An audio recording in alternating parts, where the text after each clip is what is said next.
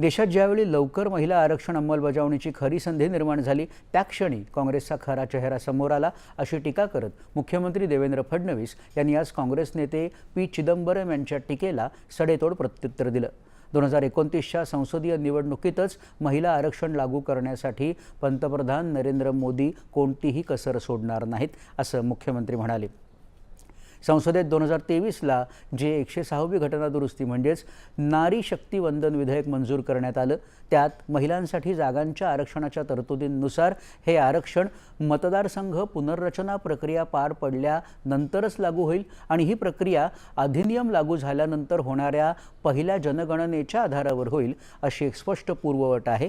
कोविडमुळे जनगणनेला विलंब झाला। अधिनियम लागू झाल्यानंतर होणाऱ्या जनगणनेची आणि त्यानंतरच्या मतदार पुनर्रचनेच्या प्रक्रियेची वाट पाहिल्यामुळे 2029च्या सार्वत्रिक निवडणुकांपूर्वी हे आरक्षण वेळेत लागू होऊ शकत नाही, याकडे मुख्यमंत्र्यांनी लक्ष वेधलं।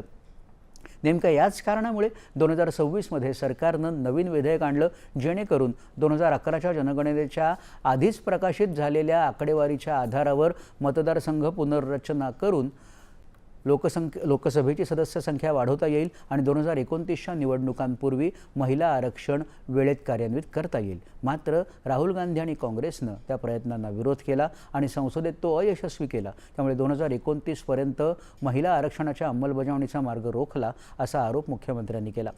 2023 मध्ये रालोआकडे पुरेसं संख्याबळ होतं आणि काँग्रेसचा पाठिंबा असो वा नसो ते विधेयक मंजूर होणारच होतं, त्यामुळे काँग्रेसने याला विरोध केला नाही। मात्र आता काँग्रेस याला विरोध करत असल्याचं फडणवीस यांनी सांगितलं।